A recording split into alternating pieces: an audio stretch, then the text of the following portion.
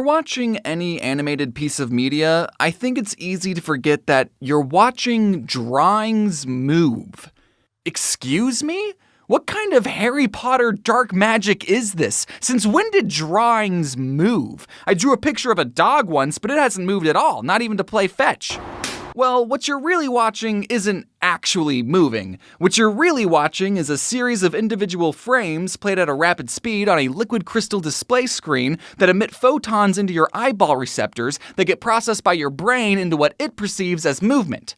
It was all a trickery, you see, a ruse that you fell for hook, line, and sinker.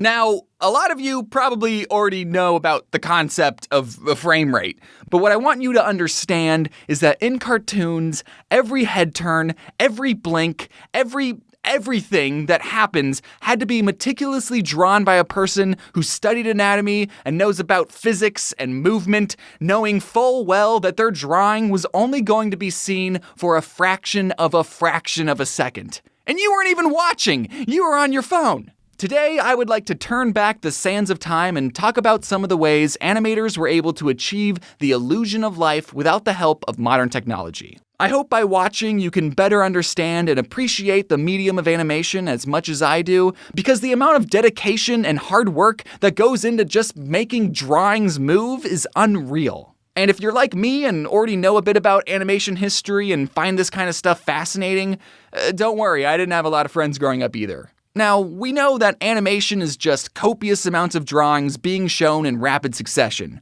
But how the fuck are we going to get people to look at copious amounts of drawings in rapid succession without a computer?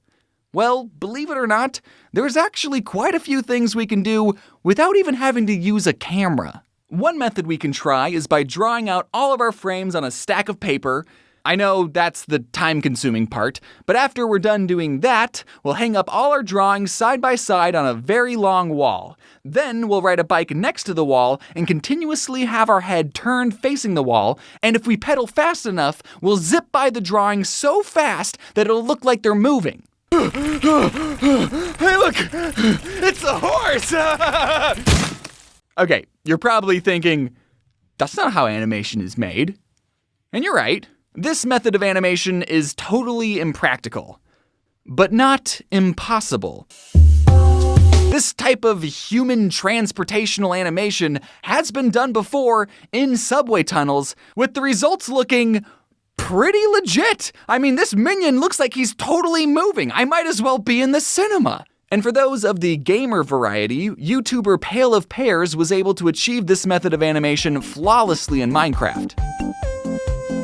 But if you wanted to do something more practical, you could instead take your drawings off the really long wall and then stack them up like a book and then just flip through the paper quickly, making a flip book. If you have some sticky notes lying around that you forgot about in a junk drawer somewhere, you could make a pretty simple ball bouncing animation really quickly, with the results being, kind of cool. A fun fact, this type of animation was featured in every single copy of the Animorphs books, which I never read. I would just flip through the pages and watch the children in the corner transform into elephants and starfish and this weird blue alien centaur thing. And what the heck was going on in these books, man?